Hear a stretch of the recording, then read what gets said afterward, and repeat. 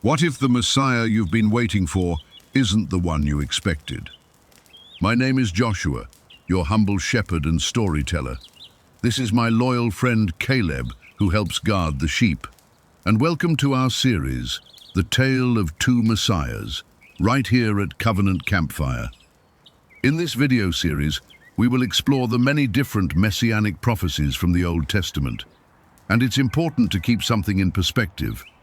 The Jewish leaders and the Jewish people of the first century desperately wanted God to send a warrior king to overthrow the Roman Empire and return Israel to its rightful place of prominence in the world, as in the days of David and Solomon. Even the disciples were hoping Jesus would fulfill these promises after being resurrected. They wanted to be saved from Rome. But what they, and all of us, needed first was to be saved from sin. This is a great example of the human condition where we seek what we want and not what we need. And in so doing, as the old saying goes, we often miss the forest for the trees. So please keep these things in mind as we explore the scriptures the Jews look to in confirming their bias towards the Messiah being only a conquering king without first coming as the suffering servant. But before examining the differences in the Jewish and Christian views of what the scriptures promise in the Messiah, let's acknowledge the common ground between the two. First, both agree that the Messiah would come from the lineage of David as a rod from the stem of Jesse. A branch shall grow out of his roots, as it says in Isaiah 11:1. Isaiah 11:2-4 goes on to say that the Spirit of the Lord will rest upon him, and his delight is in the fear of the Lord. With righteousness he will judge, with equity he will make decisions, and he shall strike the earth with the rod of his mouth. And the second point both faiths can agree upon is that he would be born in Bethlehem. Micah 5:2 tells us, "But you, Bethlehem Ephrathah, though you are little among the thousands of Judah, yet out of you shall come forth to me the one to be ruler in Israel, whose goings forth are from old, from everlasting." From these passages we are told that the Messiah will in fact descend from the house of David, and he will be born in the small town of Bethlehem, which just so happens to mean house of bread in Hebrew. Did you know that? Pretty interesting, huh? But from here the two faiths diverge on their paths of recognizing the Messiah. The Jews are looking for a conquering warrior king to restore the physical kingdom of Israel. And the Christians recognize Jesus of Nazareth as the suffering servant who had to die in place of humanity to rescue us from sin before he comes back as the conquering king. Both cite numerous scriptures to defend their views. So let's dive in and examine some of the Old Testament prophecies that had the Jewish leaders, scholars, and rabbis looking for Messiah to present as the conquering king, shall we? Let's begin in 2 Samuel chapter 7, verses 12-13 and 16. This is God speaking through the prophet Nathan to David. "When your days are fulfilled and you rest with your fathers, I will set up your seed after you, who will come from your body, and I will establish his kingdom forever. And your house and your kingdom shall be established forever before you. Your throne will be established forever." As is the case with many prophecies, there are multiple levels and layers to them. And this passage, including verses 14-15, is also God speaking to David about the kings of the physical kingdom that would follow him from here on earth. But it's also clear that God is giving him a much bigger picture and eternal vision of the kingdom at the same time. But what can we expect the character of this eternal ruler to be? You know, names of people tell us a lot about them, especially in the ancient world. So what names are given to this ruler? Let's turn to the second part of verse 6 and verse 7 of Isaiah 9, which we discussed in the last video. This says, "And the government shall be upon his shoulder, and his name shall be called Wonderful, Counselor, Mighty God, Everlasting Father, Prince of Peace.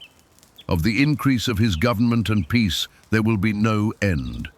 Upon the throne of David and over his kingdom, to order it and establish it with judgment and justice from that time forward, ever, forever." Those names and titles are not reserved for human kings, but for God in the flesh. This is speaking of someone so great and powerful that his kingdom will never be overtaken. We will discuss the peace, or shalom, in future lessons, but for now, just know that its literal meaning is to be satisfied and fulfilled in all areas of life. Does this mean that the Messiah's ascension to power will be easy and free from war? Well, let's turn to Psalm 2 to find out. Verses 1 to 3 says, "Why do the nations rage, and people plot a vain thing? The kings of the earth set themselves, and the rulers take counsel together, against the Lord and his anointed, saying, 'Let us break their bonds in pieces and cast away their cords from us.'" And how does the Lord respond to this union of rebellious kings? Verses 6 to 9 says, "Yet I have set my king on my holy hill of Zion. I will declare the decree. The Lord has said to me, 'You are my son. Today I have begotten you. Ask of me, and I will give you the nations for your inheritance, and the ends of the earth for your possession. You shall break them with a rod of iron. You shall dash them to pieces like a potter's vessel." But wait, there's more. Psalm 110 offers even further insight into how the Messiah's reign on earth will be established. Verses 1 to 2 say, "The Lord said to my Lord, 'Sit at my right hand till I make your enemies your footstool.' The Lord shall send the rod of your strength out of Zion. Rule in the midst of your enemies." Then verse 4 says, "The Lord has sworn and will not relent. You are a priest forever, according to the order of Melchizedek."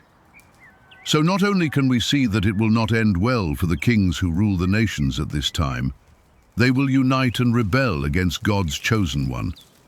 But God also assigns him the title of priest and likens him to Melchizedek. And this is very significant.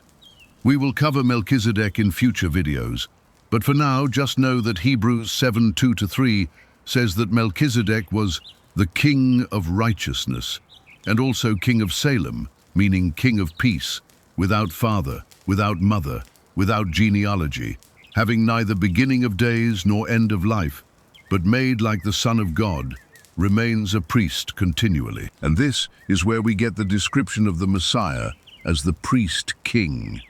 So, what will the Messiah's reign look like? The best descriptions can be found in Psalm 72 and the second part of Isaiah 11. Let's look at Psalm 72 first, and I encourage you to read the entire chapter. But for now, here are a few highlights. "He will judge your people with righteousness. The righteous shall flourish. His dominion is from sea to sea. All kings shall bow down before him. All nations shall serve him. He will spare the poor and needy. The gold of Sheba shall be given to him. Prayer shall be made for him continually, and his name shall endure forever." So, once he has conquered the rebellious evil kings of the earth, life in his kingdom sounds heavenly. But there's still more to the story. Verses 6 to 9 describe life on earth after the Messiah arrives as reversing the curse of the fall of man, effectively resetting all of creation to God's original intent. Here's what it says. "The wolf shall dwell with the lamb, the leopard shall lie down with the young goat, the calf and the young lion and the fatling together, and a little child shall lead them. The cow and the bear shall graze, their young ones shall lie down together, and the lion shall eat straw like the ox. The nursing child shall play in the cobra's hole, and the weaned child shall put his hand in the viper's den. They shall not hurt nor destroy in all my holy mountain. For the earth shall be full of the knowledge of the Lord, and the waters cover the sea." This sounds very similar to how life is described in Revelation 21, after God creates a new heaven and a new earth, and New Jerusalem is brought down from heaven. And what a vision of hope. It's certainly easy to see how the Jewish leaders, for thousands of years, have been so focused on the coming kingdom of the warrior priest-king Messiah. However, as mentioned before, in being so focused on this aspect of the Messiah, they failed to recognize the need for the suffering servant to first defeat death and sin before setting up his earthly kingdom. And throughout the rest of this video series, we will explore all the hidden messianic scriptures pointing to Jesus that they missed. That's all for this lesson. If this message stirred something in your heart, drop a comment below. If you're new here, hit that subscribe button and turn on notifications so you don't miss the rest of this series as we keep unpacking these powerful prophecies together. And if this blessed you, share it with a friend who needs to hear it. Let's gather around the campfire and keep seeking truth.